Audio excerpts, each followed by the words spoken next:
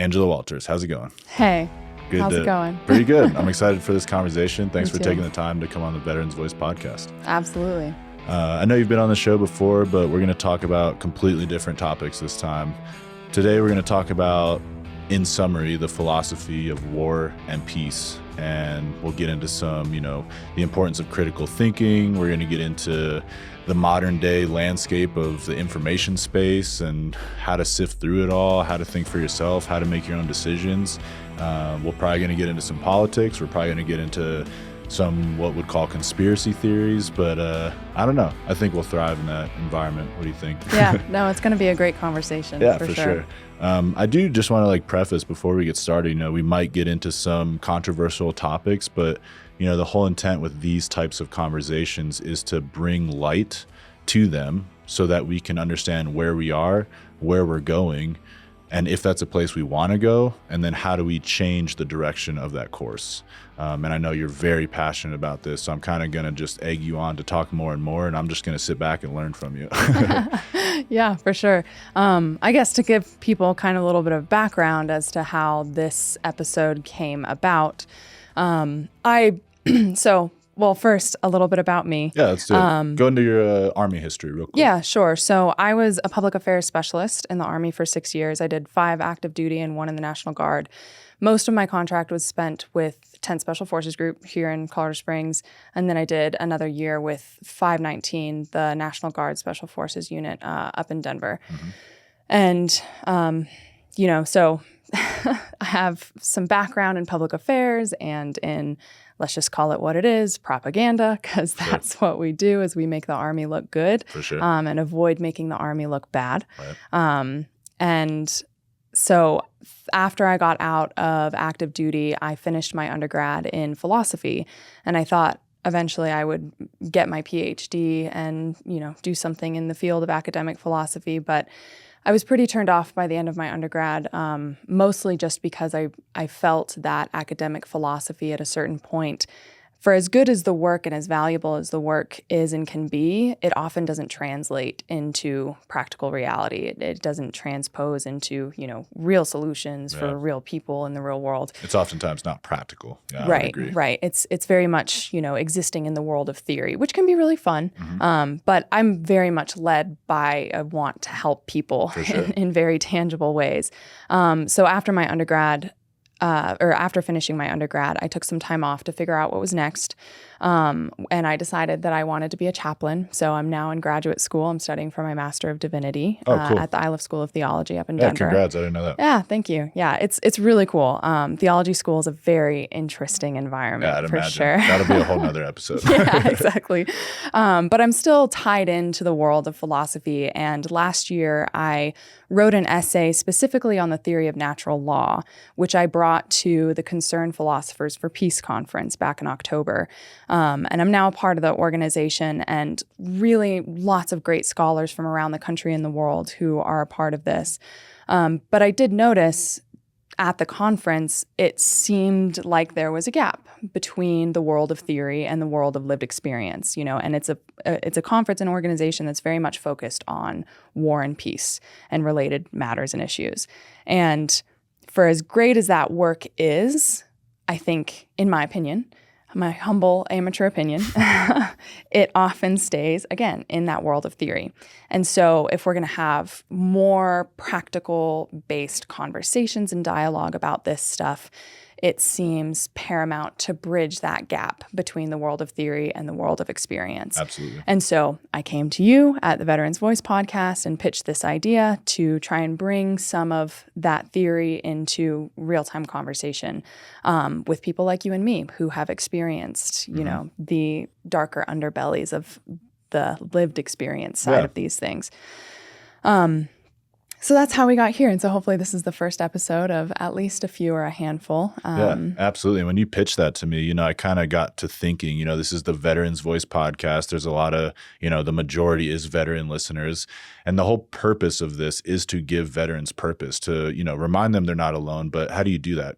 As a veteran, you need purpose. You had a lot of purpose in the military. You get out of the military, we forget that that's important because it was given to us. But what a better place to start, dipping your toe in the water than bringing practicality to, an academically ran area, like you're saying. I don't know how this will spread, but I plan on learning a lot from you today, and hopefully our listeners learn a lot from you. But I just think that'd be really cool. All of us with practical experience, let's use it now. Yeah. We're not over in any other foreign countries, in battle, doing war things, but we can still use our brains, and we can still implement the experience we have into real world applications. Absolutely. And that sounds like exactly what you're doing. Yeah. And I think that is like one of the things that drives me the most is the want to help people learn, because that's what we really, really need to do right now, especially as an American people, is learn about reality beyond what we think it is and beyond what mainstream narratives might be telling us that it is. Because reality is always, always so much more complicated than a 30-second reel that you're going to see on social media. Right. You can't hop on a bandwagon and you can't get all spun up and emotional because you saw, a headline or you heard a soundbite. You need to investigate further. That's how you really learn. That's the real meat and potatoes that lies underneath it. And kind of, this essay that I ended up bringing to the conference last year, I wrote it because I also, in the time off that I took to figure out what was next for me, I started writing a book. And it's primarily a narrative of my experience throughout the military and highlights on various themes, from freedom to war to peace to morality, all those different things. And it culminates in an analysis of the theory of natural law, which is a theory that I would argue is not well understood. As with most philosophy. Yeah. But even most philosophers, they hate the theory of natural law. Right. When I presented it at this conference, there was one professor who came up to me afterward, and she said, that's the closest I've ever gotten to actually appreciating the theory of natural law. Nice. I was like, okay, I mean, thanks, but why didn't you appreciate it before? Is that public somewhere? Or the essay that I wrote? Yeah. It is, yeah. Actually, I have it on my website, awalter.org, if you're interested. I also have a ton of resources on my website because I started getting more public with my speaking and, sharing and trying to educate people, which really pisses people off. Yeah, for sure. But I do have a bunch of resources, from podcasts to books to, just any kind of medium. It's listed on my important resources tab if you're interested. I think there's a lot of really good stuff in there. I need to update it, to be honest, but my essay is on there. I have edited my essay a lot since the original version, and the conclusion of my book goes into a lot more details because, with academic philosophy, there's certain parameters and things. And to be frank, I'm not a philosopher.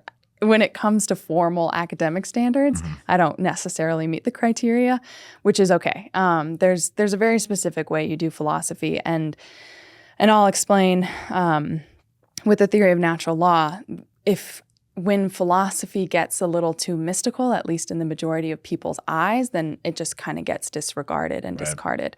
And that often happens with the theory of natural law because it is inevitably tied to some notion or principle of a divine law, which is where it gets really sticky. Right. So in our Western civilization, the theory of natural law has taken on, various definitions and names across world history throughout, for thousands of years. But in the West, we can trace its roots back mostly to ancient Greece and ancient Rome. And what we get from people like Aristotle and Cicero in Rome is the idea of some kind of universal truth. There's some kind of natural law which is inherent to all things in the universe. And then in the medieval period, it developed with St. Augustine and St. Thomas Aquinas, but they tied it to Christian theology, and they tied it to the notion of divine law and the notion of God. And so by the time the Enlightenment came around, we had thinkers like John Locke who were talking about the natural law in terms of our natural rights as human beings, our right to life and liberty.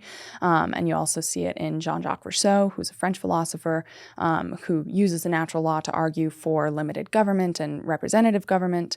But also around this time, so for all of those reasons, those principles of the natural law are directly influenced and are reflected in the founding of the United States. And if you read the Declaration of Independence, the language that Thomas Jefferson uses is the laws of nature and of nature's God, right?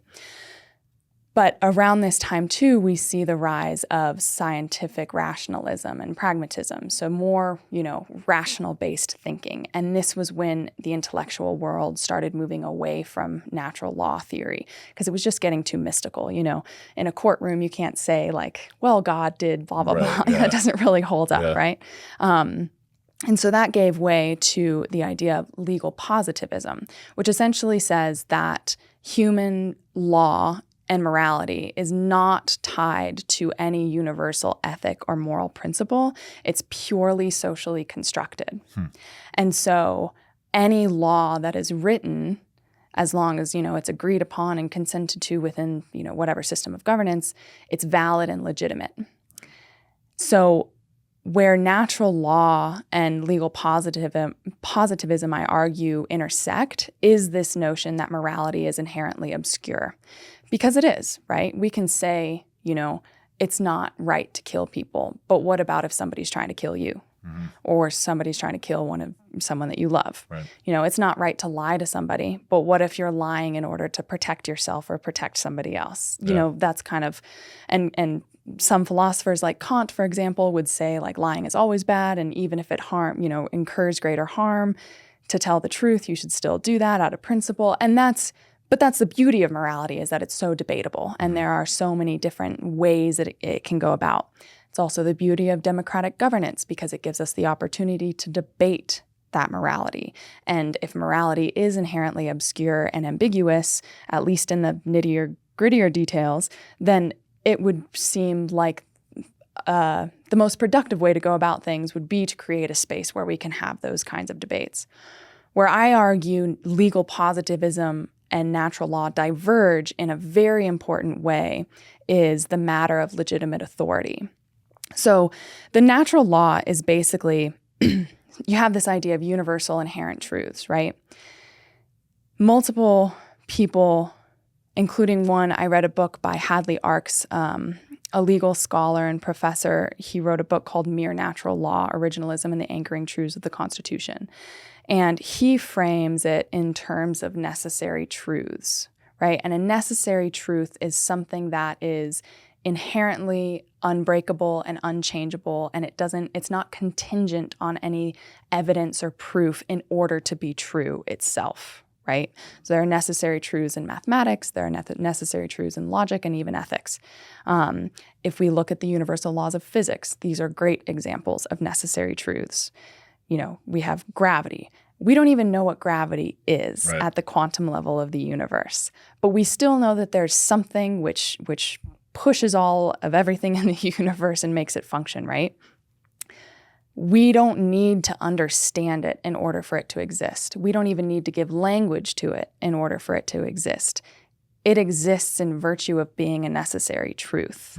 And so Hadley Arkes makes a comment about, he says, what of the proposition that there is no truth? Would that itself be true?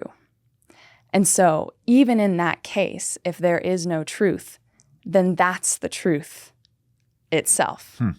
So either way you try and frame it, there is truth. And you can't get around that. And that paradox is enough to shine light on the matter of truth itself. Yeah, I like your example with gravity. That kind of shed a new light on it for me, because, natural law, it's these principles that define or outline good and bad behavior, what is right and wrong. But, as humanity, we all believe different things are right and wrong. You can look at different cultures, different religions, different sides of a war conflict. How do you define it then? Like, what would be your summary if you can't put your finger on it? But if someone had to define gravity, how would they define it? How would you define natural law? What would be your take on how it applies to all of us? So my definition of the natural law would be that the natural law is simply the set of necessary truths which ultimately govern the foundational functions of the universe. And so they are the unbreakable, unchangeable parameters that we are essentially determined by within this physical fourth dimensional space-time reality that we experience. We can't break the law of gravity. We can artificially simulate non-zero gravity maybe, but that's not actually fundamentally changing the law of gravity itself. And so, through various observations and experiments on the world, especially in the last 100, 200 years, we've come to more concretely determine what many of these necessary truths are. There is always a precipice that we come to where it becomes obscure, because and what I argue is that the whole set of necessary truths, whatever the whole set might be, that's the necessary truth of the universe. And some people would call that God. Some people would call that Brahman, like if you're a Hindu, for example. Some people would call that the Tao, if you're a Taoist, for example. But in every single religious and spiritual tradition across human time and space, they all point to the idea that whatever explanation there is for the existence of anything is ultimately ineffable and ultimately beyond any and all human language, because it's not contingent on our understanding or the language we use to describe it. So throughout the Bible and the Quran, there are multiple passages that discuss God's ineffability. In Taoism, the Tao is a nameless truth. In Buddhism, the ultimate or absolute truth is silent. In Hinduism, the Brahman is incomprehensible. And in Judaism, the original Hebrew word for God, Yahweh, is spelled without vowels because it's meant to be impronounceable. The truest form of God would be an impronounceable name. And it's actually supposed to mimic the inhalation and exhalation of the human breath, which I think is really fascinating. Yeah, I like that. So across all of these, you have this idea that there is a truth to the universe, which, to be frank, of course there's a truth to the universe. Otherwise, nothing would exist. And if nothing existed, then nothing would be something, which is another paradox which sheds light on the greater point in question. Mm-hmm. So there is a truth to the universe, but by definition of being a necessary truth, it cannot be calculated and it cannot be named. And so when you're dealing with a silent necessary truth, it necessarily comes down to your own understanding. It's a truth that you discover from within. Mm-hmm. And that's why we get in Buddhism the idea of enlightenment or of nirvana. In Hinduism, the word moksha means liberation of the soul, and it's when you recognize your oneness with the Brahman and with all other things in the universe. It's the same idea in Christian theology, the idea of finding rest and salvation for one's soul in the knowledge and acceptance of God. So it doesn't matter what we name it or what books we use to describe it or what stories and metaphors we use to understand it. It's there. And more importantly, it connects everyone. And it connects everyone to everything else in the universe because it is the ultimate driver of all things in the universe. Mm-hmm. And so I like to say that the truth is a mountain peak with infinite paths to the summit. And it doesn't matter what path you take, it just matters that you take a path. Because that spiritual path is inevitably connected to the moral path. And the more you walk along the spiritual path, you are going to find, you're pointed in the right direction based on the peace that you find in your own heart and soul, and based on how you give that peace to other people in your life. And it's a constant work in progress. I mean, we're talking about a nameless truth. There are infinite ways of understanding it, mm-hmm. right? And so it is an endless pursuit. And why it's important to understand, I think, the principles behind the theory of natural law, especially as it relates to legal positivism and the issue of authority. The natural law has legitimate authority because it cannot be broken. Human law and human authority can be disobeyed and it can be broken. That's why it's not legitimate. Legal positivism says that we should accept human authority as legitimate, no matter what. If it's the law, then it's valid, right? Natural law theory says you don't accept any human authority ever because the only real authority of the universe is the authority of the universe, is the necessary truth of the universe. And I think, we kind of live in a dangerous time where we get so wrapped up in who is leading us, especially, in American politics, that we lose sight of the fact that none of them have supreme authority over us. Yeah, I agree. Before we get too far, I want to just kind of elaborate here. Using something that's a nameless truth, something that has infinite definitions, like you're explaining, how was America founded on such a mystery then? Mm-hmm. So I think that's, and it should go without saying, but in case it needs to be said, we haven't figured out how to embrace these truths, right? It's been a mess from the very, very beginning of our union. And there's been lots of backdoor nonsense that's been happening this whole entire time. And I should say the United States, not just America, specifically the United States. Right, yeah. But what our founders gave us by, especially, in the Declaration of Independence, the idea that we are each inherently and naturally endowed with the right to life, liberty, and the pursuit of happiness. Obviously, it didn't get taken literally like that at the beginning of the country. Pretty much everyone who wasn't a white landowning male suffered from some kind of oppression, right? Not least among the enslaved Africans and the indigenous people of this land who we were very, very brutal to.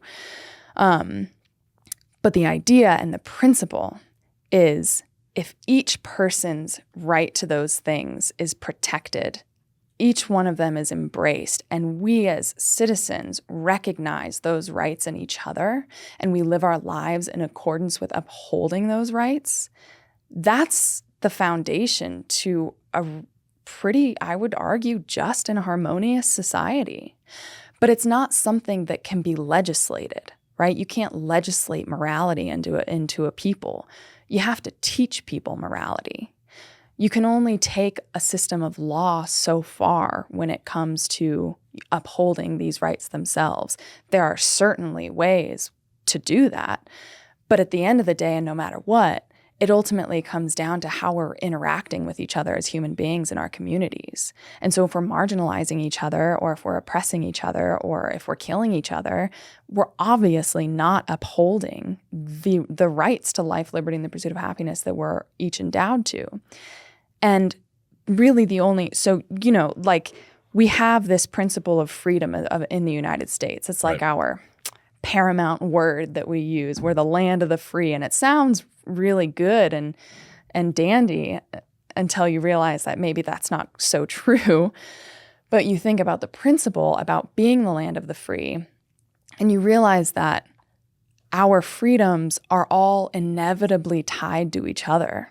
Because not only are our freedoms as individuals constrained by the necessary truths of the universe, like the law of gravity and the laws of thermodynamics and conservation of energy and et cetera, but they're also constrained by the actions that other people take around us. If somebody T-bones me on my way to work, now my freedoms, my choices over my day have become significantly altered based on that person's actions. My actions, in turn, affect other people's freedoms. So in every moment and every word that we use, every action that we take, we are either upholding other people's freedoms, or we're enhancing them, or we're harming them. And so even under, the most perfect system of governance, if you have a people who don't understand the principle that all of our actions go together, then we're not actually going to get anywhere anyway, right? And so I think that's I argue that if we as a people, yes, we need to acknowledge the faults of our country in order to make and find real solutions to the problems that we face. But also in our everyday lives, we need to ask ourselves how we're treating our fellow human beings, how we're upholding our own selves throughout our lives, and how the choices we're making are affecting not just our futures, but the futures of other people too. Because it's unavoidable. Right. We cannot escape the fact that actions have consequences. That's simply how reality works. For sure. So maybe just in the United States, but I would argue probably humanity as a whole, where are we at as far as abiding by natural law versus human law? and how like enmeshed are the two to where we're just kind of confused with what's going on. Because, you said it very well. Human law only goes so far because it's human, and we can only go so far. So where are we at with like following natural law versus human law, and which way do we need to lean towards, do you think? Great. That's a really great question. I think we have strayed very, very far from the natural And I don't law. even know much about it. This is the best explanation I've ever had by far. So I'm just kind of asking questions based on that. Yeah, for sure. I mean, first of all, the United States has the most written laws out of any other country in the world, which is pretty ironic for, again, quote, the land of the free, not to mention that we have the most people incarcerated per capita in the land of the free. Land of the free to write laws. Yeah, land of the free, as long as you obey all of the laws that we say are the laws to obey. But what happened, if you study, Daniel Scherzen, I think is how you pronounce his name. It's Sjursen. He wrote a really good book. It's a really big book called A True History of the United States. And he goes back to the beginning and really analyzes how we have gone against our original intentions and failed to uphold those promises of the Declaration of Independence. It's a great read. I recommend it to everybody. But, I started reading that book earlier last year, and it... Again, I sat down I wanted to write the book that I've been working on. I wanted to sit down and really get into the nitty-gritty explanation of exactly how we have strayed and what we need to do. And it is such a complicated picture to paint. So complicated that I realized very quickly that's just not going to. I read like 30 books and then I was like, this is not going to happen this way. Yeah. But it really just goes to show, how much there is to learn for each of us. But I think where we especially started to go astray, let's actually go back for a quick moment, because you had asked a question about how we see the natural law in the creation of the United States. Yeah. And you have the Bill of Rights, right? The very first right outlined in the Bill of Rights is the free expression of religion.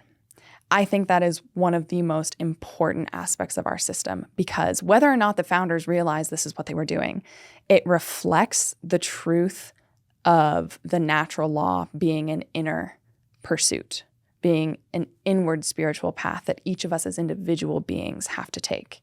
And by restricting religious authority and dogma in that sense, it freed people to their own spiritual pursuits, which is incredibly powerful. And I think not quite well enough understood today at how important that aspect of our system is.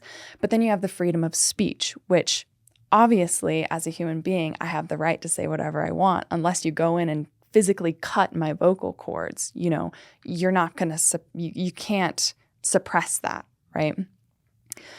And that's so important for a well-functioning democracy too, because again, morality being so ambiguous, we need space to debate it, to decide where it is we want to go, because ultimately that's what the natural law says about morality. It says that we decide what a moral good is, and by working together toward that moral good, we take the actions necessary in order to see it manifest in reality. So if we say that life, liberty, and the pursuit of happiness are the moral good that we strive toward, we not only seek to reflect that in our legal system, we seek to reflect that in the morality of our hearts and minds. And so, something that has come up a lot in American politics lately is wanting to censor speech on the internet, because hate speech and misinformation and disinformation, etc. Why that is so dangerous is because, one, who gets to decide what misinformation and disinformation and hate speech is? And two, you're not actually, especially in regards to hate speech, when you silence or censor that, you're not actually changing the hearts and minds behind the hate speech itself. You're not doing anything for the moral good that's behind it. Maybe you're just getting rid of it because, it makes everybody else feel better because they don't have to listen to it. But if you really care about the principle in question, you don't seek to suppress it, you seek to unravel it and change it, which can only be done with more speech and more dialogue. But so many principles that were outlined, not just free speech and freedom of religion, but the right to a trial by jury, innocent until proven guilty, right? The right to elect our representatives, the right to protest on behalf of, social justice and stand up for our rights. Our founders, most of them, and Daniel Scherzen makes the case very well, argues how the Constitution was really stood up for those landowning white men to keep their power. And for many, many arguable aspects, that's very true. But they still gave us a system that had enough room and space in it that we could use the rights outlined in them to expand the rights themselves.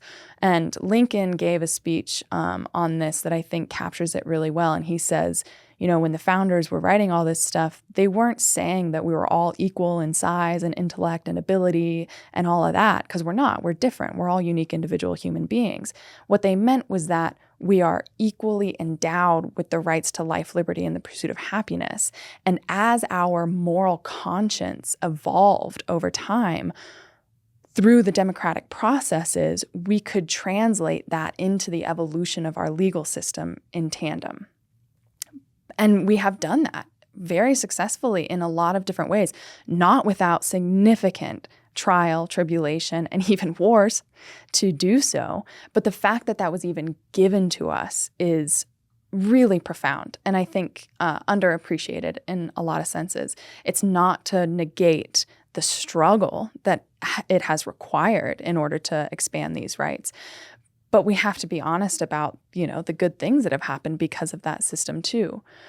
Where I think things really started messed up and then got increasingly more corrupt up to the present day was the collusion between corporate America and the government. And there had been scandals since the union began between business owners and politicians in the government. Hey, let me toss you some money. Can you write the legislation this way so that I benefit? And even if it's to the detriment of a bunch of other people, and the politicians are like, yeah, pocket the money and I'll write off the legislation. And now we've got a good buddy-buddy relationship.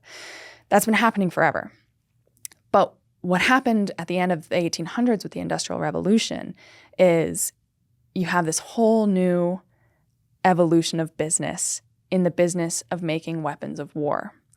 And when businessmen are making weapons of war, in order to make money off of those weapons of war, they obviously need somebody to buy them, someone who has a reason to use them to buy them.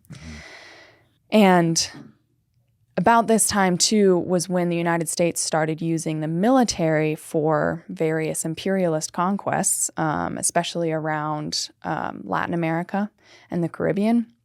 And one of the first major, I would argue, one of the first major international events that showcased this was in 1898 with the Spanish-American War.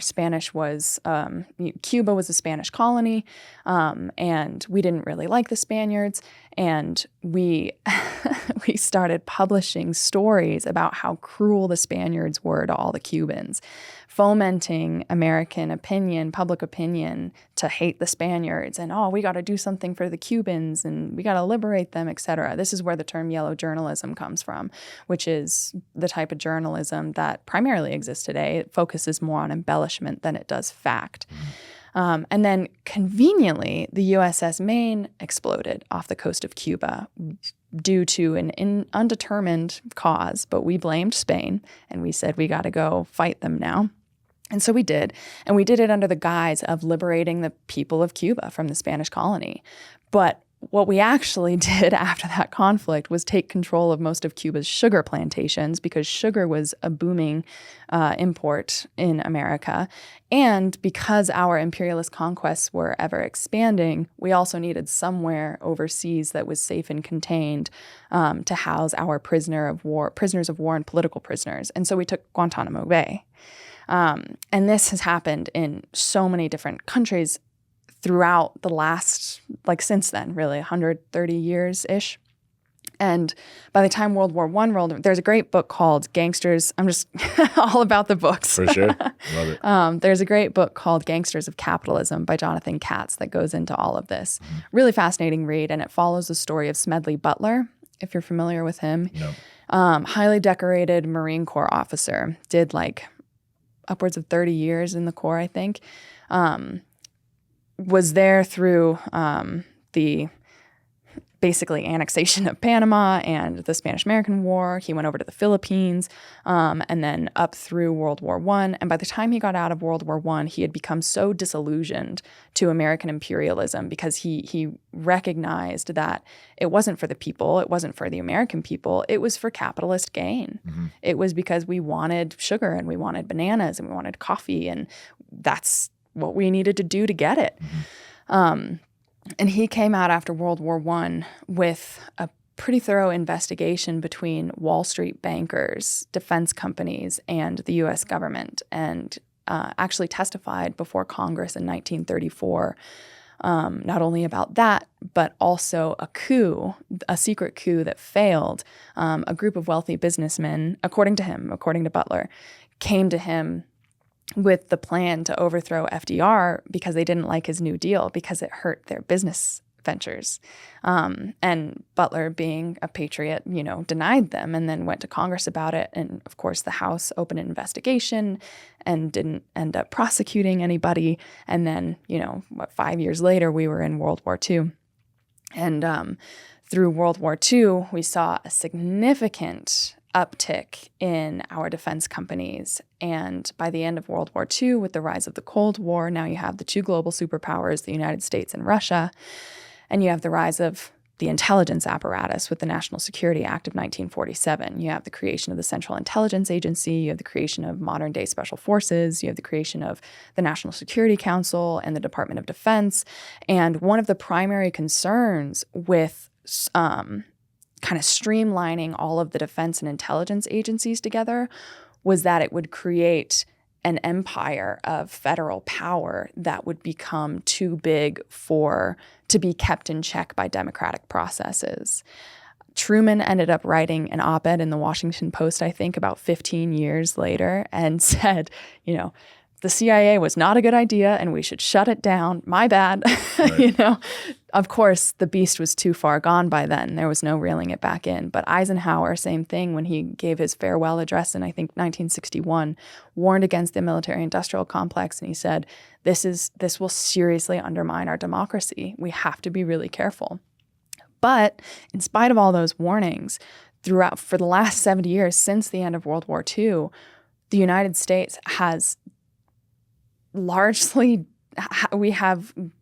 there have been so many different both military and intelligence operations around the world that have led not only to the destabilization of foreign regimes and regions, but have led to the rise of international terrorism too.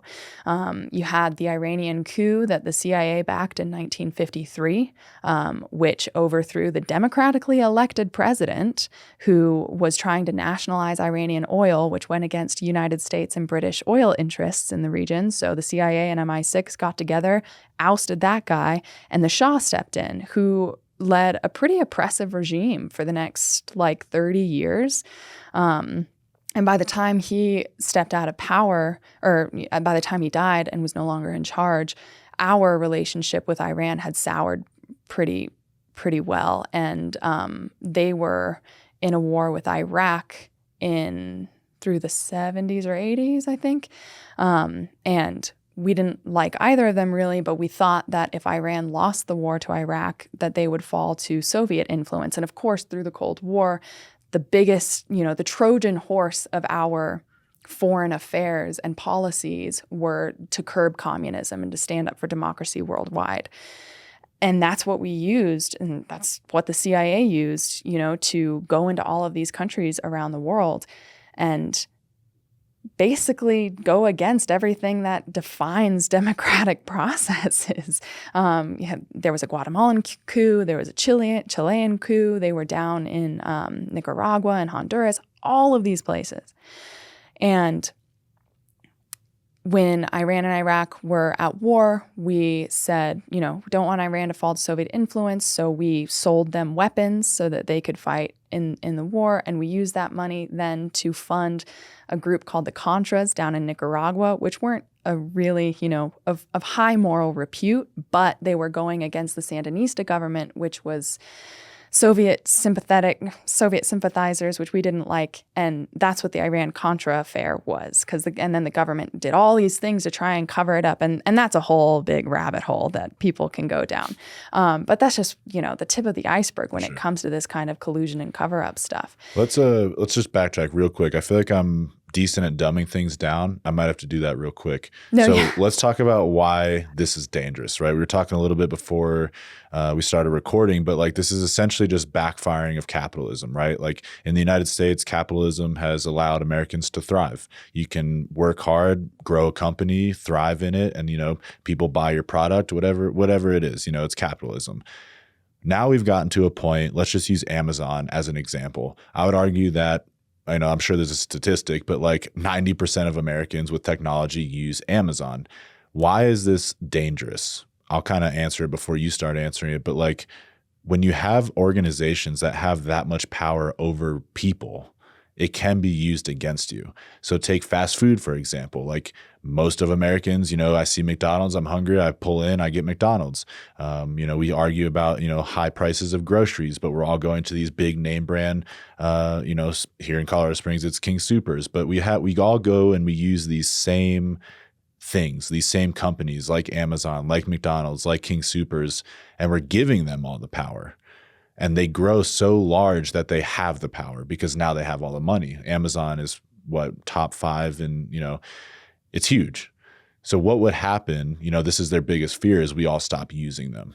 One day we all wake up, someone makes a post on Twitter or wherever, or X, and hey, Amazon's bad, let's stop using them. Like we, the people, could make that decision. We forget that. We can make that decision. If we as the United States decided that Amazon was bad or Burger King was bad or King Soopers was bad, we as a collective intelligence could decide to stop using that. So why this is bad, why giving them this power is bad, they will do everything they can to ensure that never happens. And that's where this gets sticky, like you said. So let's talk about that a little bit because I feel like this is a really important thing to bring to light. Yeah.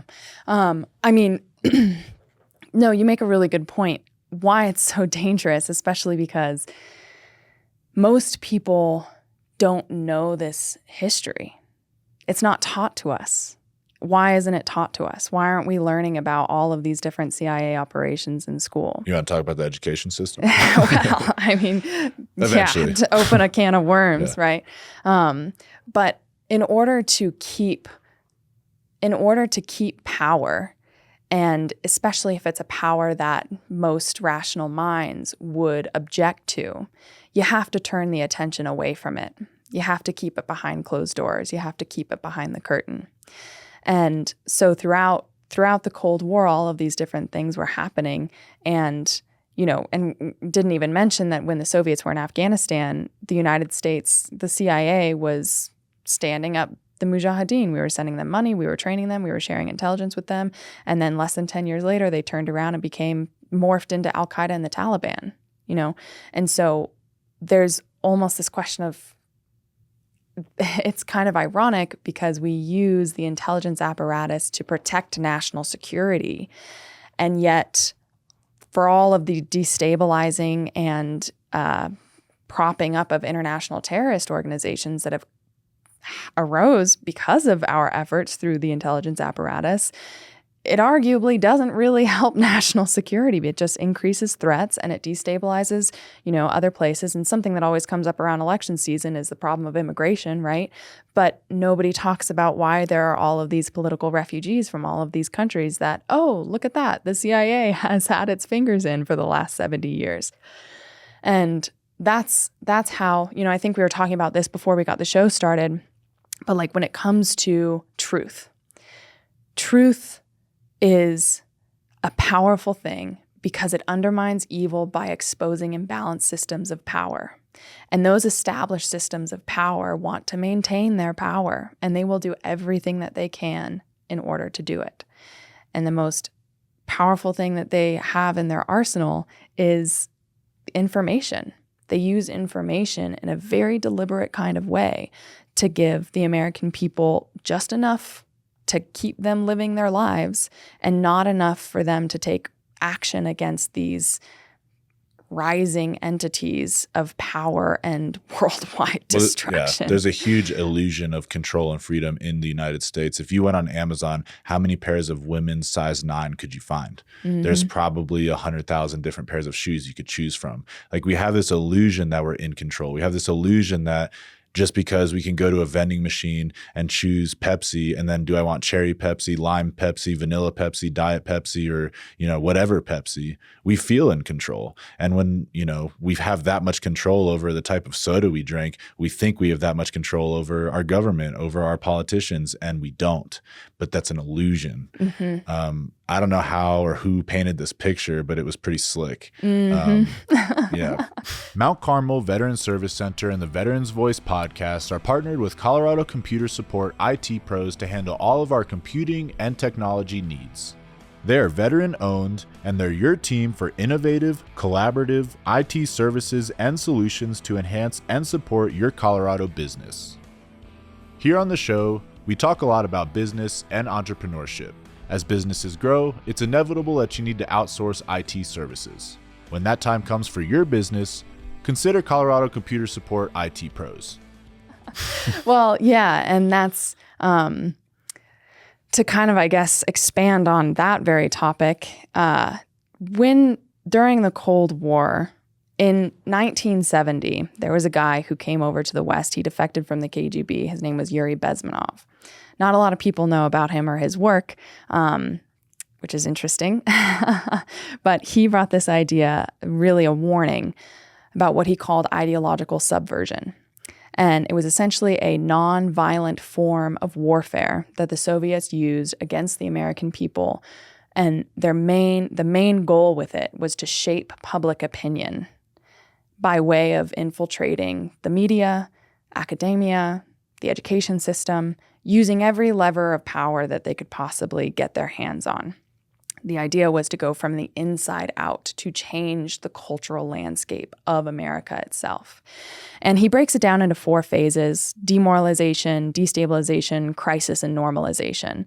And again, the primary objective is to shape public opinion. And one of the main ways that happens is by sowing division across all possible lines, from race to gender to class. And it's not that those lines weren't already present. It's about driving the wedge deeper and furthering the gap so that both sides aren't talking to each other, right? And this goes back, way in time, right? I mean, even before the United States became an official independent nation from the British monarchy, we had, it wasn't just enslaved Africans that were our laborers. There were also the poor white indentured servants that came over, and they largely lived in the same communities, did the same work, and throughout the mid 1700s, they kept getting together and rising up against the landowners. And there were a series of little revolutions and then a big revolution known as Bacon's Rebellion.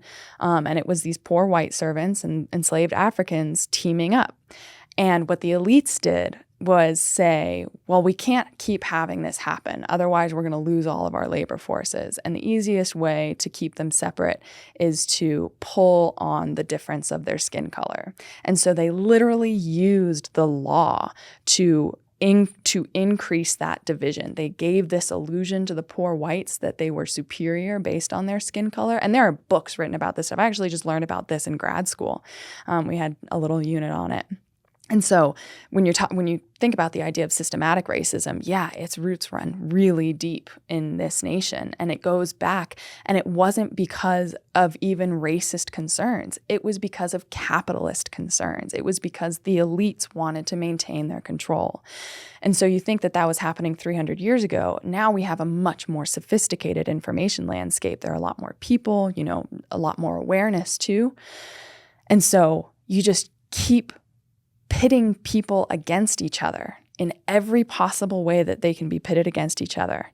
And they will never come together and rise up against who's actually running the show. Is that how you ended up with 2 parties of politics?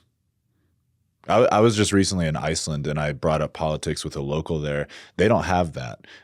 They come together as a society, as one, and decide who is best to run their country.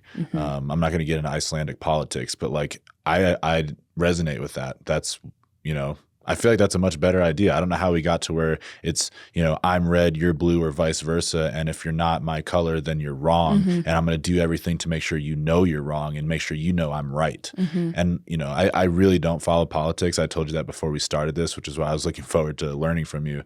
But that is a dividing factor. When I reflect on what's going on in America from a non-biased point of view, a non-really political point of view, I just see politics as a division of humanity. Me and you could disagree on stuff, but still be friends. We don't have to kill each other over it, And when I see, I'm at a coffee shop or I'm in a car with a bunch of people and I hear people talking about this, wing or that wing, I'm like, what are you guys talking about? Like, literally, what are you guys talking about? All you're talking about is I'm right, you're wrong. That's all I hear. The past year I've deleted social media. I really don't follow any news whatsoever. And all I really, have is conversation with other humans. And when I talk to both parties or I talk to people who are really under this spell, I'll say, I just see it. I see how divided we are as a nation because of politics. I don't care what side you're on. We can all relate to each other through different forms, through different emotions, because we all feel emotion. That's how we really connect with people. But yeah, sorry to sidetrack you, but politics is definitely just, whether it's on purpose or not, it's dividing us, and that needs to change. No, 100%. And I'm a huge advocate for dropping the identity politics and the partisanship, because it is getting us nowhere. Yeah. It is only increasing the division, the lines of division across our society. Yeah.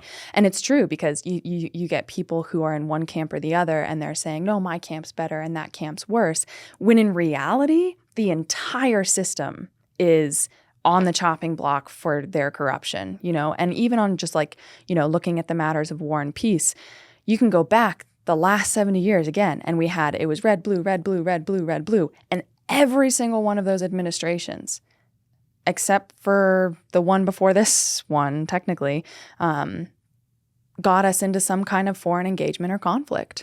It doesn't matter red or blue. All of them have warmongers and war hawks in the establishment. And worse still is that we have so many career politicians, which completely defy democratic principle and processes. Career politicians create oligarchies, not democracies. And so you have people, like Biden and like Clinton and, I don't want to be too namey in this, but they've been in there since frickin' Vietnam. And they voted in favor of every single war the United States has ever gotten into, And so you have to, if you're going to argue party politics and you're going to argue about, individual people, you can't do it on the basis of whether or not they're an elephant or a donkey. You have to do it on the basis of their track record. What have they done while they were in office? What have they voted in favor for? What have they voted against? It's not about what they're saying. It's about what they're doing. Actions because speak what louder they than words. say is one thing. Politicians are masters in public relations. That is what makes or breaks a politician. And everybody knows it, What they say doesn't matter nearly as much as what they're doing. Again, established powers do not want people to know what is true, because truth is what gives us power. No, go ahead. I was just going to say, how do you distract them? You give them 1,000 choices at vending machines. Right. And on Amazon. Yeah, exactly. And you keep a people comfortable enough to where they're never actually motivated to really rise up and revolt against the established powers. But you don't give them so much power either that they become independent, so independent and become critical thinkers and they do their own research. You keep them in that fine medium and you keep them distracted enough with a bunch of other stuff. And it's a really, really powerful mechanism that they use. And what it has blossomed into, especially in the last 20 years with the internet and the rise of social media, it's so much easier to rile people up and get them emotional and get them divided. And again, this goes back to Rome, divide and conquer. You keep a people separate from each other and you can take over all of them. Right. As soon as they start to get together, that's when the established powers are in trouble. Right. And, I'm like, I just want to clarify here, like, something would have happened already if everything was corrupt. Like, I do believe that there's the right people in the right positions. For the most part, I think most people have a good shoulder or head on their shoulders. I do agree that there's probably corrupt individuals in places of power within the bureaucracy that govern the United States. But like, more than ever, because of technology, because of social media, because of vehicles, because of transportation, like, we literally can all come together and decide what we want, together as a collective. It doesn't have to be you're wrong, I'm right. It could be like, wait a second, why do you feel like you're right? Because I feel like I'm right because of this. Okay, I understand your perspective. Let's figure out a hybrid here and figure out what's best for humanity. Compromise. And in today's day and age, it's easier than ever to do that, but it's also easier than ever to divide us because of technology. And I don't know how we like shed light on this. I think we all have egos within us and we all want to be right. So we all just are in our own little echo chambers of media feedback when, I'm on this side. So all I'm seeing is things that satisfy that side. And then all I see is negative towards the other side, because that's what's the algorithm's going to keep us on that platform. So whether that's malicious or not, it's just how it's working. So yeah, I just think more than ever, this would be a great time for us all to just come together again peacefully, and it'd be easier than ever. And in order to do that, I would argue we have to be honest about what we can understand as true within reality. And that ultimately requires ditching the buzzwords, ditching, the narrative that they want us to hear and understand, and go and search out the truth for ourselves, because the ultimate truth lies at the end of that path, but also the other truths that build up into it. And you asked earlier about, how did we get to the point of such severe political division across party lines? And I would love to see an America where we don't identify as conservative or liberal or whatever. We just identify as American citizens, and we come together and make decisions about who we want to lead us based on that identity, not based on anything else.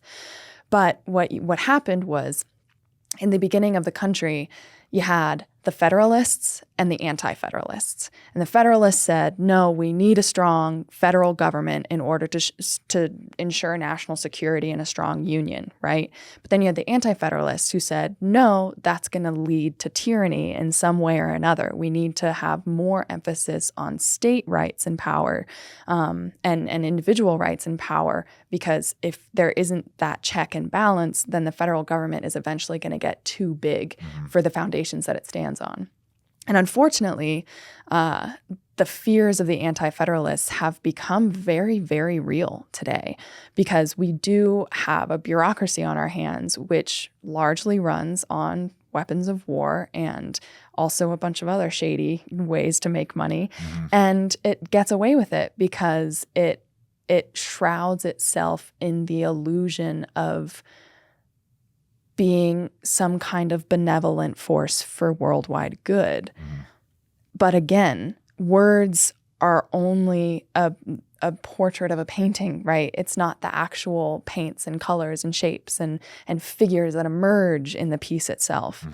And you just look, again, at the last 20 years, we got into Afghanistan, we got into Iraq, we got into Syria and Libya, and all of those conflicts, trillions of dollars and thousands of lives and tens of thousands, millions of people misplaced, displaced. And it's kind of like, well, what was all that for, Yeah. And then you think about all the people making money off of it. And then you have the Afghanistan papers from 2019. Craig Whitlock put those together and through an investigation found all of these generals that were lying about the progress in Afghanistan. And then, Kash Patel in his book, Government Gangsters, points out the revolving door that exists between the Pentagon and the defense contracting companies. And if a government is, I do not take on the belief that a government's purpose is to provide for its people. I think that creates a state of dependency, which is ultimately a form of oppression. Dependency is not freedom. Independency is freedom. A government's responsibility, especially a democratic one, is to protect the freedoms of its citizens, is to ensure that its citizens have the means and the access to the pursuits of happiness that they determine are fulfilling for their own lives, right? And so if you actually have what's happened is we have a government that largely because of corporate collusion, and the payouts that they're getting in the process of making these decisions, then they're not really making decisions on behalf of the American people. They're making decisions on behalf of these companies and themselves at the end of the day. And it's like a gray area because they're Americans too. So it's like, yeah, we are abiding by the American people. We are listening to the American people. You're only listening to the CEOs and lead executors of these huge companies though. Yeah. And because they have all the money. Yeah. Money talks, and it is a fascinating thing to follow the money trails. And that is something you got to do. If you really want answers to some questions, follow the money. It will lead you to some very fascinating places. That's for sure. But, it's the danger. Have you read 1984 by George Orwell? No. Oh, you should. That is it's a great book. It's a great story, but it really, really hits. Who's the author? George Orwell. I'll check it out. It really hits on, which actually the UK just did a government-funded study and they released the results and said that if you read 1984, it'll turn you into an extremist. Maybe I won't read it. I like my neutral bias right now. Yeah. No, what it really does is it exposes the dangers of tyranny. Sure. Because you have this big brother government that essentially controls everybody down to their thought, right? There's these characters, the thought police in 1984. And if you so much as think the wrong thing, they'll throw you in jail or they'll even kill you. And, with everything going on in the UK right now, it's like you should just do the opposite of whatever the UK government is doing. But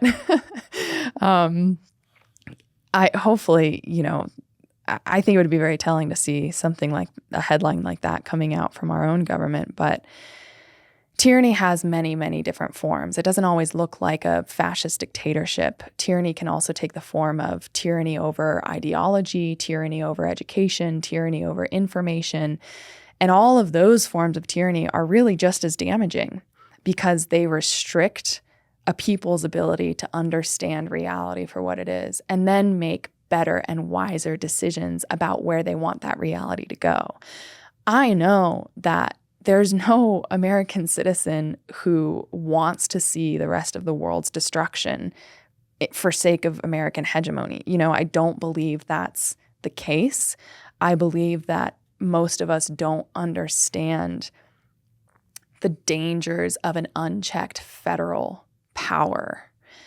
And when that federal power has so much bandwidth to basically do whatever it wants and not tell the American people about it, how are we supposed to make effective decisions about who's going to lead us into the future? Right.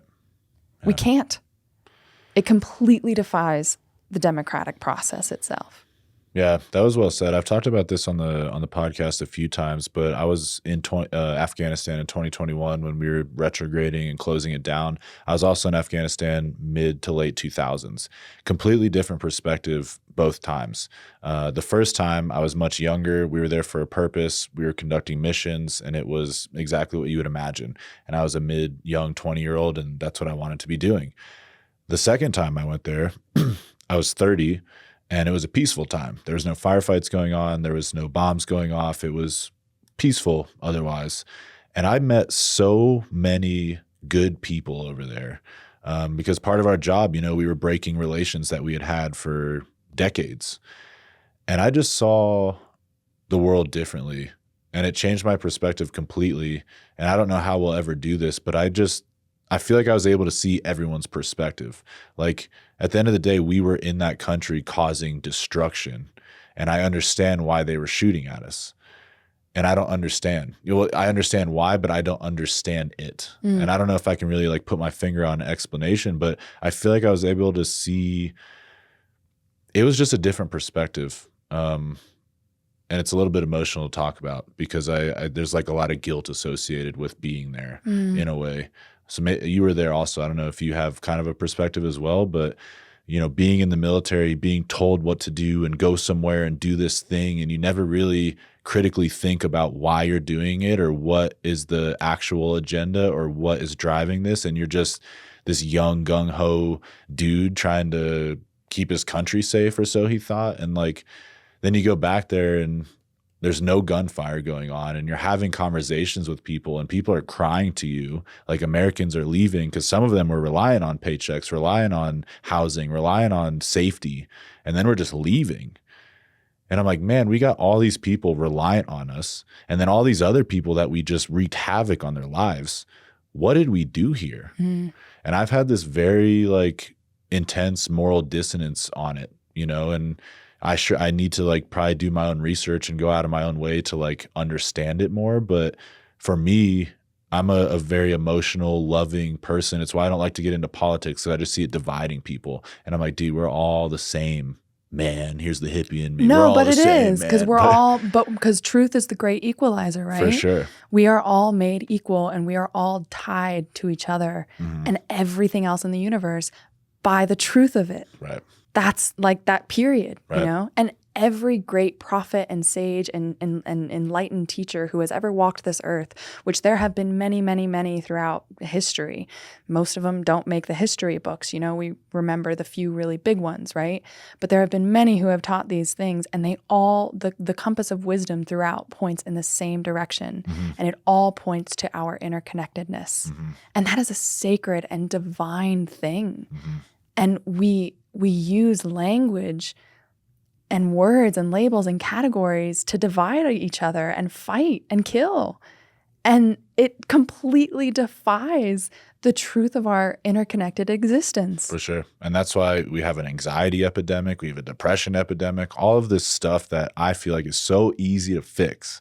You just come together. Yeah. The whole slogan of this podcast is you're not alone. You come together, you make friends, you talk about emotions, you get a little bit emotional with each other, and you just realize that we're all the same. Yeah. We all have beating hearts. We all breathe the same air. I don't understand, on a macro scale, why can't we just stay here and you stay there and you praise this person and I'll praise this person and we're all just happy, I think it's fear. Yeah, it's fear for sure. Like maybe no one, like because people have their guns up, not everyone can let their guard down.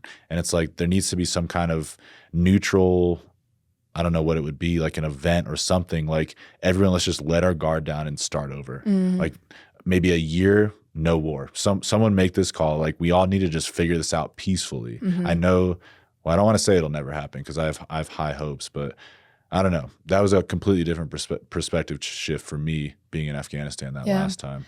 No, I mean, I would say one of the more kind of eye-opening moments I had when I was in Afghanistan. It was one of the last missions I did with a team, and we were out. It was like the last compound we were clearing for the night. And every compound you clear, you collect all the military-aged males and you force them to walk with you the whole night so that they don't call the Taliban or whatever. Yep. Even if we didn't know that they had any connections to our adversaries. It was just standard operating procedure for our safety, which is totally fair.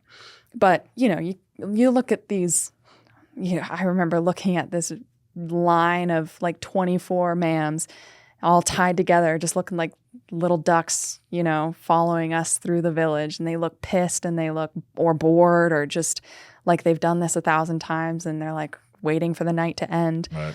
We're in this last compound and one of the Afghans are pulling out the mam from the house, and this little kid comes running out all upset, and someone on the team made a joke about shutting him up, and I was like, what do you expect? This is probably his dad, and we're a bunch of giants, especially the average American compared to the average Afghan, like huge.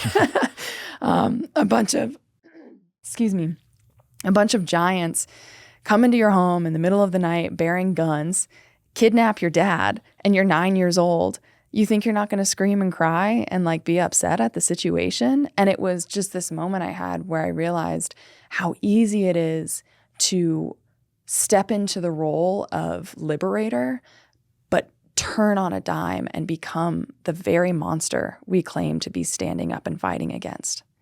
We cannot effectively help people here or elsewhere if we are not doing it by way of the means have to equal the ends, right?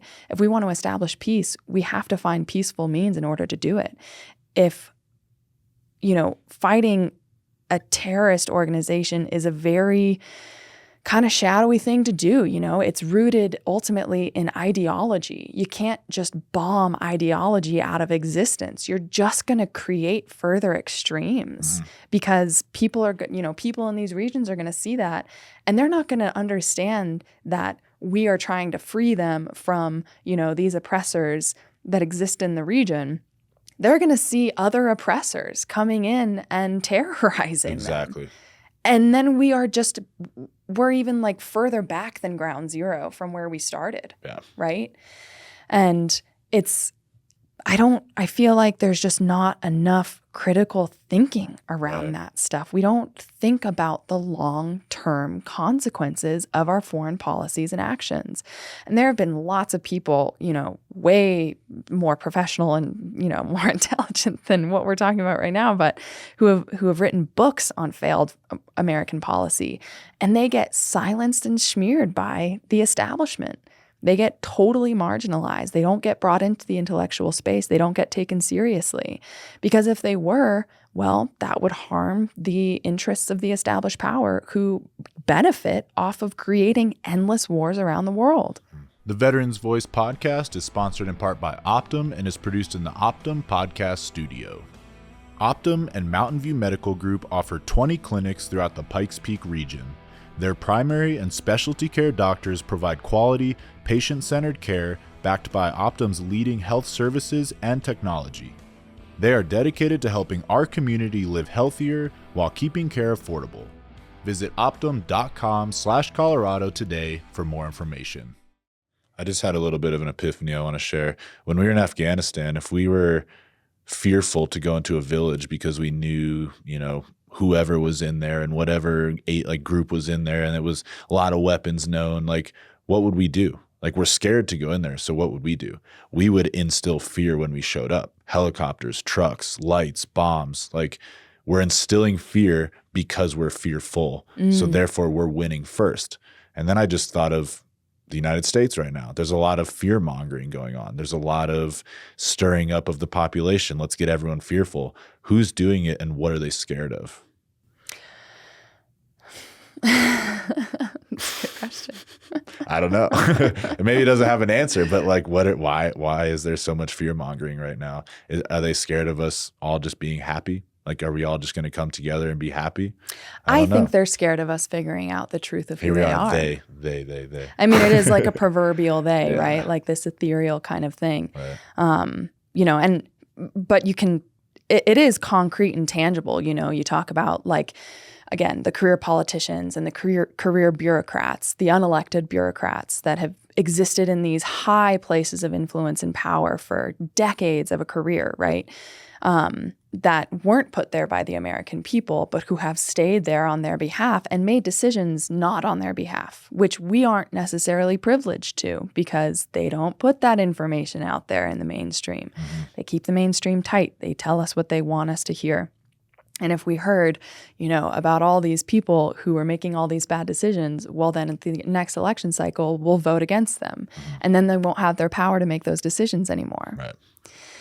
And, it's not just in government. It's also, again, in the defense companies, and it's in the pharmaceutical companies, and it's in the entertainment companies and the media companies. It's a very, very vast spider web of people bent on selfish and greedy motivations, not motivations for sure that uphold the common good of the American people, not motivations which are aligned with the natural law and our inherent natural rights, right?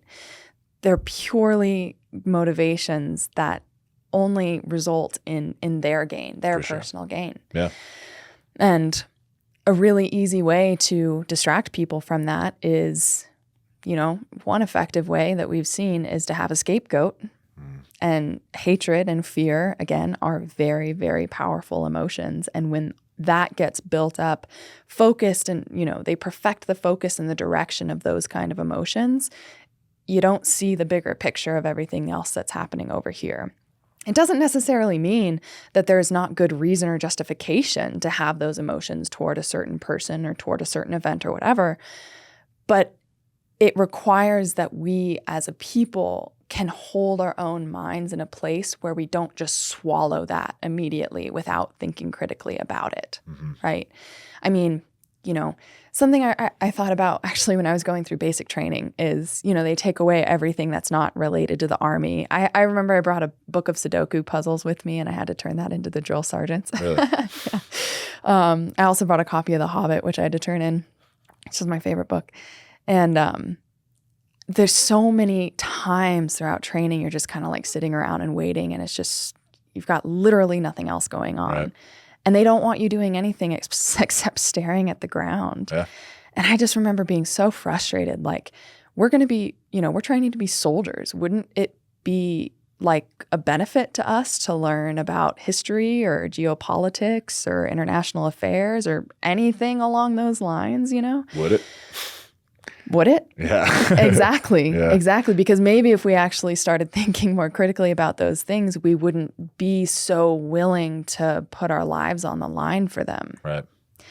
And that is, what I think is one of the more tragic aspects of the situation that we're dealing with is you have so many good-hearted and spirited, passionate people who really believe in and hold to the idea that there is something in this world that is worth fighting for, that there is a good worth standing up for, that freeing people from the oppressions that they exist under is a good thing. And it is, that is a valiant and honorable cause. But we get tricked into thinking that it's something that it really isn't, for nobody else's gain but the people at the very top making these decisions. Right.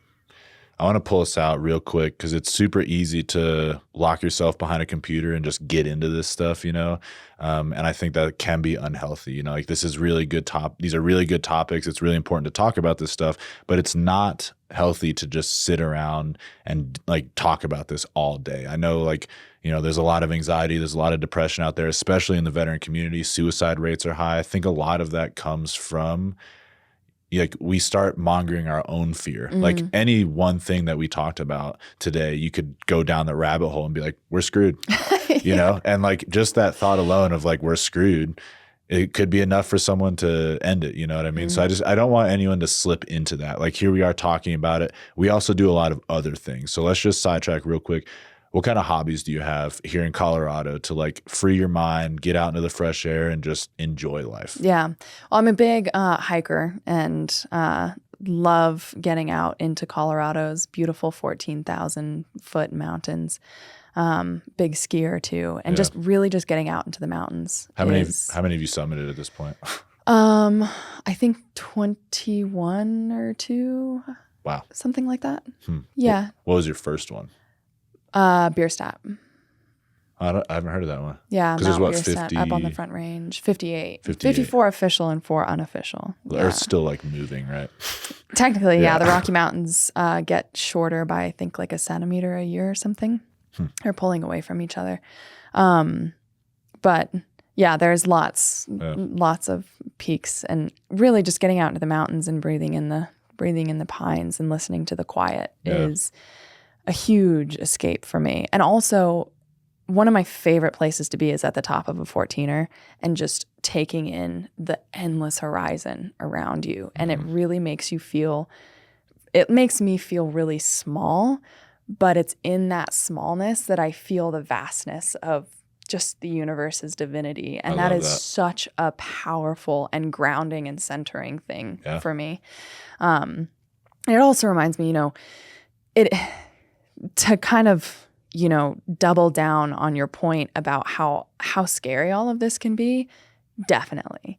And I advise everyone while I advise everyone to do their own research and to think for themselves, I caution them to, because the rabbit holes are plentiful and they go really deep. And, it can be really hard to temper what one discovers behind the curtain with then like the real practical life that, we live in our everyday. But I think that important to recognize and embrace is that we are our ultimate captains of our ships, right? And it's kind of a cheesy cop-out thing, but it's true. It's true. It's true. You are in control, and it is by sacrificing yourself to the belief that you're not, right? And in all of this, when it comes to fixing our republic's problems and moving the needle in a better direction and, fixing the direction of the ship as a whole, all of that comes down, whether or not it happens ever, whether or not it happens in our lifetime, whether or not things get a whole lot worse for whatever reason from here. What you put into your mind, both in terms of, knowledge and information, but also, wisdom and spiritual grounding and leaning on the people that you know and love and trust and making those connections. All of those things push the needle in the better direction. Yeah. Because ultimately, if the most ideal vision for humanity is peace on earth, which is what I argue would be the most ideal, the most ideal existence for humankind, would be peace on earth, just, maximum harmony and balance across the planet, where each of us as individuals are enjoying those freedoms to life, liberty, and the pursuit of happiness. That's really only possible if each individual person themselves is carrying that peace within them. Everyone. Exactly. And so if you're working on your peace, you're working on your wisdom, you're working on your moral understandings and your moral actions, you're fighting the good fight. And that doesn't have to be in like these big, grand, displays of valiance. Right. It can be as simple as providing for someone in need or volunteering your time to a marginalized or underprivileged community or making someone smile. Compliment somebody. Yeah, if you believe, give a little light to their day. Exactly. This is my approach for sure, because like I said, like you said, for my sanity, I've just stepped back. But like, I believe this is just this huge battle of good and evil, light and dark. Light will always win, and the way we do our part is to bring more light, do more good. So while you guys are all out there having these huge discussions, like, I'm giving food to a homeless person. I'm complimenting that woman I saw at the coffee shop. I'm filling up someone's gas tank that's clearly living out of their car. Like, I'm just doing these little things throughout the day that for me, I brought a little bit more good into the world. And that's my share, Yeah, 100%. And it's a constant work in progress. We are all flawed, deeply flawed human beings. For sure. We are going to make mistakes. I speak about this stuff as not a master, in no way do I claim mastery over any of this. I am very much a seeker and a learner in myself. And I'm constantly making mistakes, especially since I've been more, vocal on my own social media pages, trying to educate people about this stuff and trying to wake them up. There are a lot of people who don't want to be woken up. For sure. And they will fight back. Right. And I am still very much learning how to accept this in a way that I maintain my own peace and I don't let their own fears become my personal hurts. Because sometimes my own personal hurts transpose into hurts on other people. And that's the last thing that I want to do, right? Because that's not bringing peace to the world. Very much part of my own journey, especially right now, is learning how to let go of those people who just aren't ready for it. Because there are those people. And, you have to let people go on their own journeys. And sometimes your journey is not compatible with theirs, even if they've been in your life for, and this is unfortunately has been somewhat of a reality for me in my life. I've had a couple of really long-term friends who I started speaking out against some of the injustices that I was seeing displayed, and they kind of cut me out, and it hurt, but I'm also not gonna force them to see the truth of what I'm saying. You can't force people to see it. No. You have to wake yourself up. You have to open your own eyes. You can't open other people's eyes. Yeah. And I think one of the most powerful ways that we open each other's eyes is through those loving connections. For sure. Is through those, those moments of peace, moments of goodness and light that we infuse into the world around us in those little everyday things. And it's hard, because especially when you're in pain or you're scared or, stressed out or whatever, it can be hard to find your ground and find your center and then be that source of light. It takes time and practice and also a ton of forgiveness and grace. Absolutely. And those are hard things to master. But seeking it will inevitably incur better results and consequences than not seeking it at all. Mm-hmm. And so I think if anybody could get, if there was one thing that I would want anyone to get out of what we talked about today is the sense of having control over your own power as an individual person, because you do. Nobody and nothing can take that power away from you. And if you really embrace that down to your core and you let it lead you through your life, mm-hmm. you're going to be okay. Yeah. Yeah, I love that. You're making me smile. All right, you ready to get back into it? Yeah. So I have a lot of topics written down, and I could confidently check off one. So we'll see how far we get into this. But let's get into the current size of the United States governing bureaucracy. How did we get this big? Why is it bad? What's the intent behind it? And yeah, let's just kind of go off that. Well, I think, I think it really does largely come down to money and power and influence, and being able to control the narrative in such a way that keeps people's attention focused on, one or a set of primary things so that they're not looking at all of these other things. And again, back to kind of the identity politics stuff is people are really quick today to blame one person or to blame one party, to blame one side. And it's not about the sides. Mm-hmm. It really is not about the sides. It is about the bureaucracy as a whole. Right. And I mean, I honestly don't have a cut and dry, like, here's what to do to save our republic. Right. I don't know. Well, yeah, at this point, just use the government as an example. How many jobs, how many salaries, how many families have just been embedded in that now, and they're relying on those positions. And there's discussion about like cutting a third of the government positions. Like, what are those third going to do? Mm-hmm. Are those people going to resist with everything they have because their families are relying on this? They've made a 20-year career in politics, and now you're telling me that this 3-letter agency isn't needed anymore? We have 287 employees, mm-hmm. Like, how does that conflict start to develop as maybe in the future we start to decrease the size of the bureaucracy? Well, I mean, it'll definitely cause problems for a lot of people, especially those, federal employees that do see an early end to their career, right? Mm-hmm.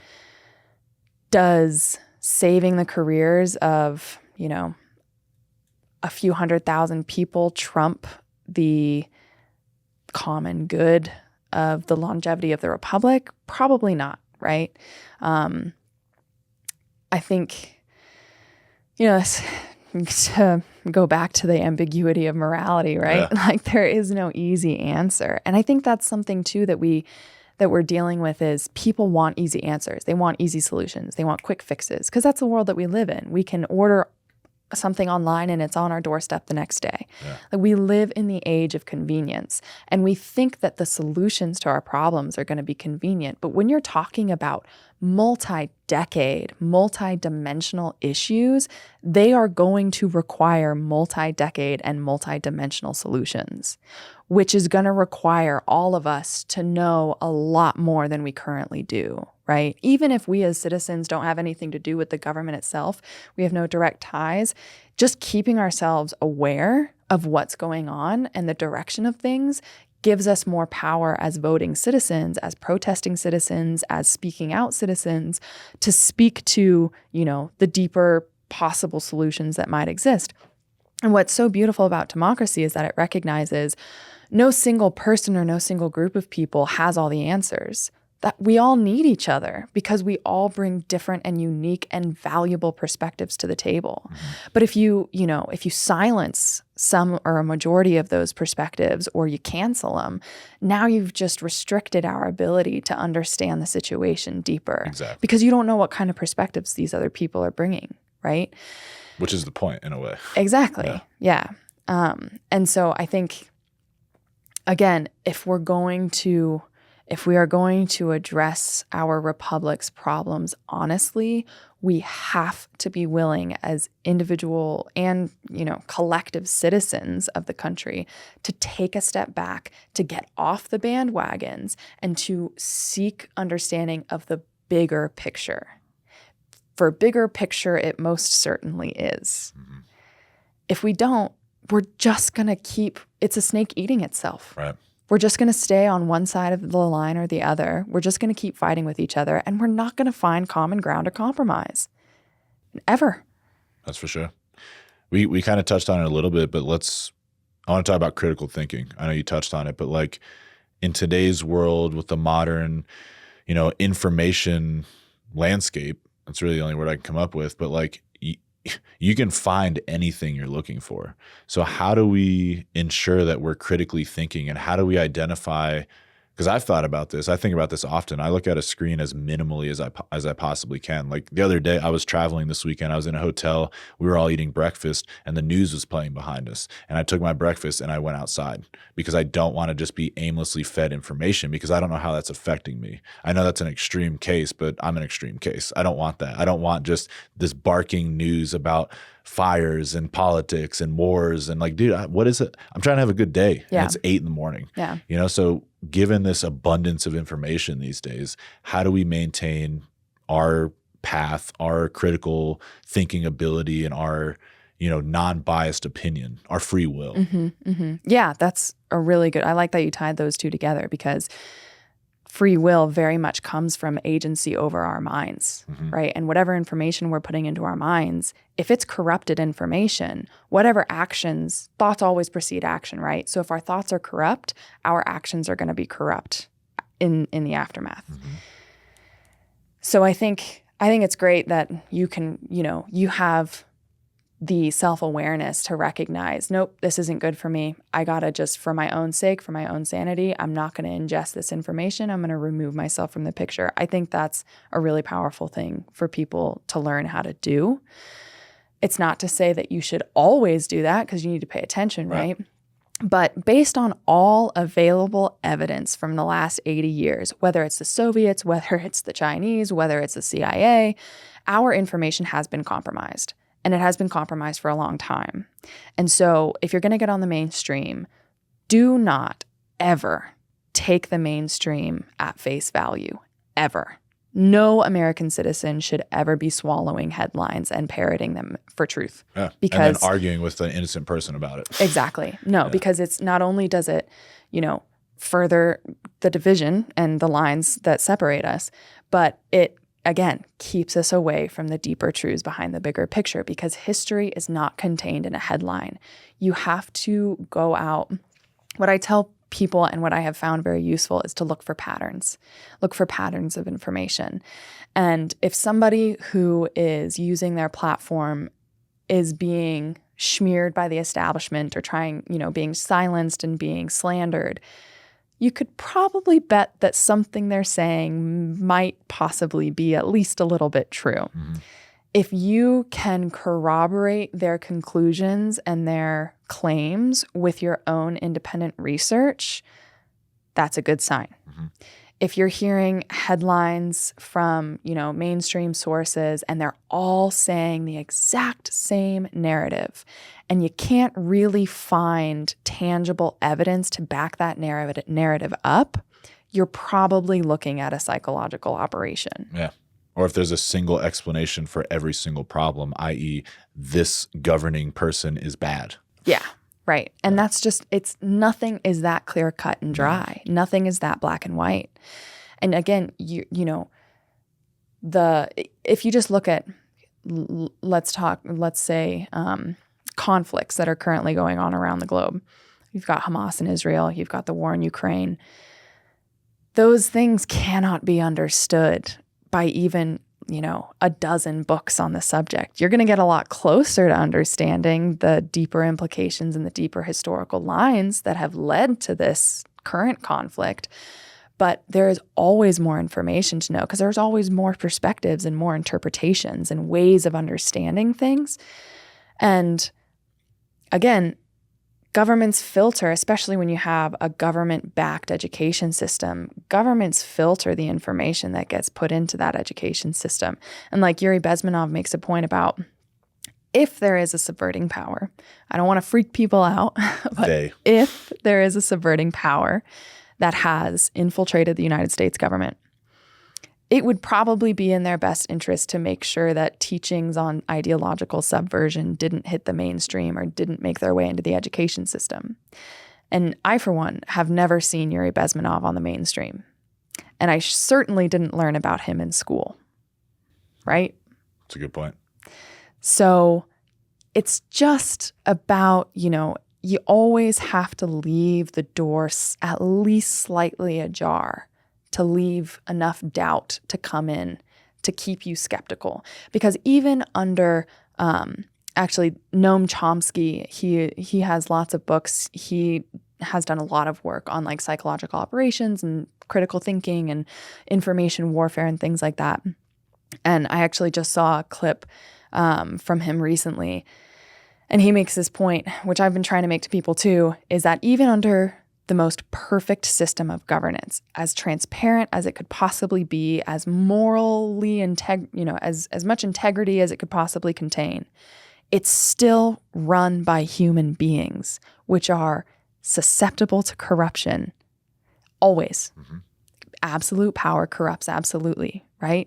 So even under the best of circumstances, us as a citizenry, it is our moral obligation to ourselves, each other, and the future of our country to keep any government at arm's length, keep any government under some light of distrust and suspicion, because it's that distrust and suspicion that keeps the government accountable. It also keeps us accountable as citizens because it forces us to do our own research and gain information for ourselves. Right. And there are so many really great independent journalists out there these days who have gotten off the mainstream, and they're on YouTube, they're on Rumble, they're on X, they're all over the place. Not so much on the platforms that have been more heavily censored. And it depends on what country you're in too, but they're out there. Right. That information is out there. And books, and always read the banned books. Always read the banned books because I promise there's something in there that they don't want you to know. And the present day is the amalgamation of everything that has ever happened in the history of the world. It's a pretty complicated picture, right? You can't just understand it in simple terms. Yeah, there's just no way. And you're running with a 30-second headline. Yeah, you know what I mean? Yeah, exactly. Or you're scrolling through TikTok and you're like, now I'm a subject matter expert on the Middle East. It's like, actually, no, because people spend their entire lives on, international affairs as it relates to the Middle East. And there's still questions left unanswered, The pursuit of knowledge is endless. And there should never be a point that we come to where we're like, okay, we made it. It's not going to happen. No. Because I think it was Thomas Jefferson who said, vigilance is the eternal price we pay for freedom. And it is. Because as soon as we stop being vigilant is the moment we lose our freedoms. It's the moment we lose our agency of mind and the moment we lose our agency of will. And that's a really dangerous game to play because we are sacrificing the trajectory of our lives to a power that we have no control over. The conclusion, that I came to in my analysis of the theory of natural law, especially as it relates to our natural rights as human beings, is that if each of us embraces that idea and we embrace the ideal behind the vision, that and the actions that we take in its pursuit will be better than if we discard those values outright. if we discard the foundation completely because of all the faults and flaws that have arose because of it, which should not be negated by any sense. But if we discard the foundation in its entirety, we're going to have nothing to stand on. Yeah. We can't exactly start all the way over. Right. And I promise, at this point, if we try to start all the way over, those powers that be, they are going to establish something much more nefarious than what we have been given. Mm-hmm. Because for all of its faults and flaws, it does allow us to fight for our rights and to stand up for social justice. And if we lose our republic to any kind of tyranny, we are going to lose that power that we have as a citizenry. We're not going to be able to stand up and fight for social justice at all in that case. And so, I think it's really interesting, some of the conversations I've had with people in the last several months, because people just have vastly different perspectives on reality. And it's so much of it is directly correlated to the information that they are exposing themselves to, or that their algorithms are exposing them to, right? Because the algorithm is self-building. Right. There's that documentary on Netflix, The Social Dilemma, that came out, it was like probably 4 or 5 years ago now. It's it was a really eye-opening film. But they interviewed a ton of former employees from Google and Instagram and Facebook, and they're basically all say, yeah, so we kind of built this algorithm and now it's out of our hands, and there's nothing we can do about it, and it's definitely harming humanity. Yeah. And I watched that documentary and I just wanted to throw my phone out the window. I'm like, oh, this is not Well, a I good understand situation. why it was built, right? Like, social media is a business, and the business is people's time, right? So what will get people on here longer? Right. Give them more of what they're searching for. And if you're building fear in society and people are searching for, conflict in Ukraine, and now the next thing's popping up, and now next thing you know, your entire algorithm is negativity. I have YouTube. I use it for meditating and how-to videos. And when I pull up my YouTube, it's literally like meditation videos, woodworking videos. Like, it is possible to build an algorithm that is positive. And then you have a positive, I like the word echo chamber, because you're literally just getting back what you search for. So it does come down to your choice at the end of the day. You can change it if you want to, Absolutely. or you can just get rid of it. Yeah. But But what you don't want to do is stick your head in the sand. Right. And that's what I've seen a lot of people do. For sure. In the last handful of years, but especially in the last, several months. Yeah. And it's because it's scary, you know, and again, humans have long had problems with looking at and accepting what's true, and established powers do everything that they can to keep that truth, out. Copernicus, he discovered that the earth is not the center of the universe, actually. And I'm pretty sure the Catholic Church executed him or kept him under house arrest. Maybe Galileo was the house arrest. Either way. Interesting. Yeah. If they don't want you to know, they're going to try and keep it from you. It doesn't mean that it's not possible to figure it out, but you have to look very, very deliberately. You have to go beyond what is just immediately presented to you. Yeah. And it's really easy, to just get caught in that trap of looking at what's presented to you. But in our day, especially for us in America, our ignorance leads directly to injustice, not just in our own country, but around the world. You and me have seen that with our own eyes. We've seen the dark underbelly of that with our own eyes. And so when that's the case, and the established powers want that to be the case, it's ultimately your responsibility as an individual to manage your own ignorance and transform it into awareness. And that's what I want people to get in their heads, is that they are responsible for that awareness. Ask questions. Follow the money trails, as I said. Corroborate the evidence. Corroborate the conclusions. Ask yourself, who benefits from this narrative? Look for patterns when it comes to big names and big corporations. Patterns are very telling. And seek it out. You have to seek it out. It's not going to be presented to you. You have to dig. You have to dig the rabbit hole and then let it take you, right. But don't not follow the white rabbit because it's scary. Mm-hmm. Follow it because it's scary, Right. because getting uncomfortable and facing things that, you are so outside of your imagination, that's what changes your outlook to see the bigger picture, right? When you just stay in an echo chamber of sameness, and of mainstream narrative over and over and over, day to day in your life, you're not expanding your vision. You're not expanding your understanding.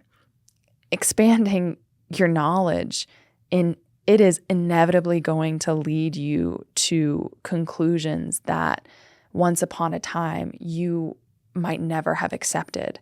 But now that you've seen the dots connect, and now that you have the evidence that led you to that conclusion, it's easier to see it for what it is. And when I tell you there are so many rabbit holes, and this spider web is huge. It is not just one person. There's no such thing as that. Right.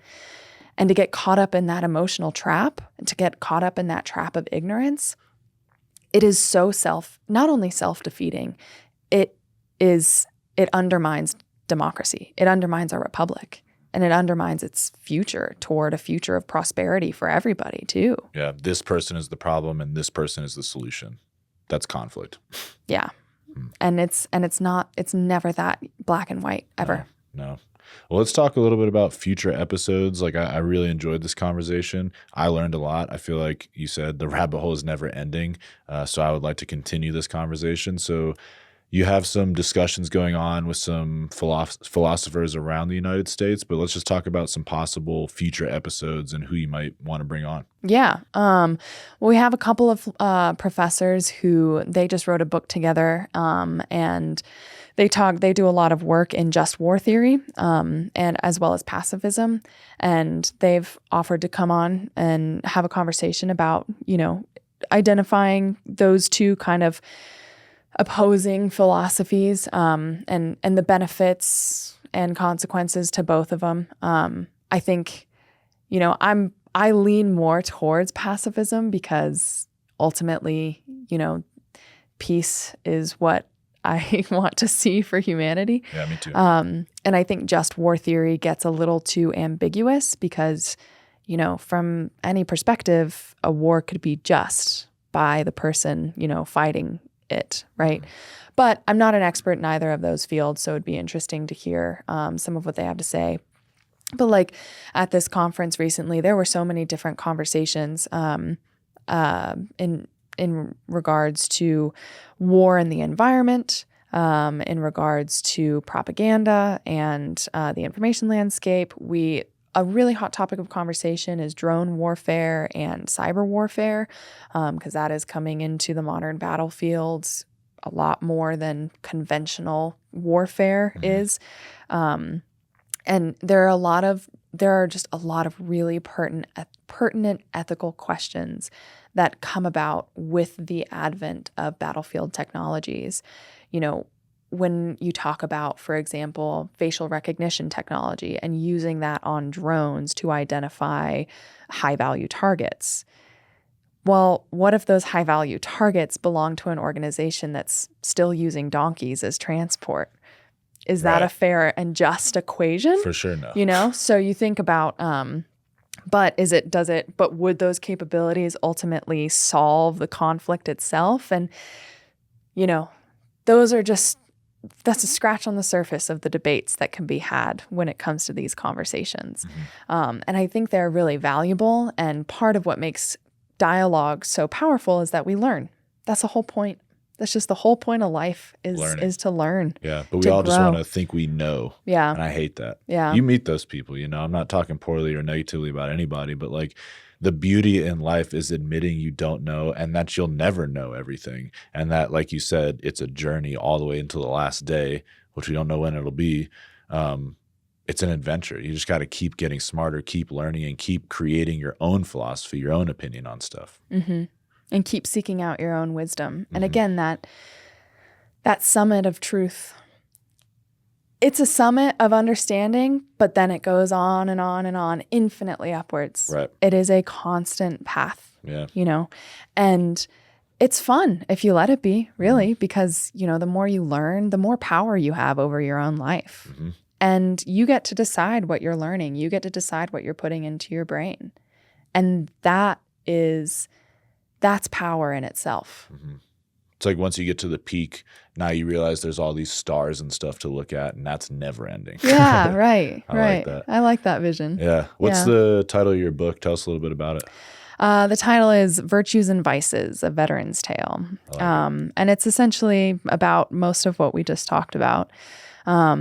Follows my experiences in the military and what it was like to be a woman, especially in SOF, and, get into the kind of the moral qualms of serving in a conflict like Afghanistan, and kind of how I opened my eyes and, the vision of America very much changed in my mind as I grew up as a soldier. But ironically, I became even more sure of our foundations as being inherently good. And I still believe that. Mm-hmm. And I think it's, especially, in 2020, when everything was just such a mess that year. What a year. Pandemic, BLM, riots, an election year, just all of the things. And everyone was so angry at everything. And everyone just wanted someone to blame, it felt like. Yeah. And that's not to say that, genuine problems weren't highlighted at this time. But when people become so angry and so full of hate, it gets to a point where it becomes impossible to reel ourselves in and look at reality for what it is and find that goodness and find that truth. Mm-hmm. And so, I use this project to hopefully inspire people to their own individual power as human beings, and to inspire them not only to the spiritual path, but the moral one, and to help them reclaim their own agency as human beings, and recognize too that it's not up to the government, it's up to us. And if we let ourselves believe that, this person is going to save everything, or this person is going to fix everything, we're going to be disappointed. We're going to be really disappointed in the end. Yeah, that's for sure. So I'm excited about it. Definitely all of this stuff is, like I said, I'm not a master. I am very much a learner. And that's what I seek, is just to learn and to know more of myself, and to know more about the world, and to just find ways to help people. Because at the end of the day, I think that's what matters the most, is that we are each other's meaning and we're each other's hope.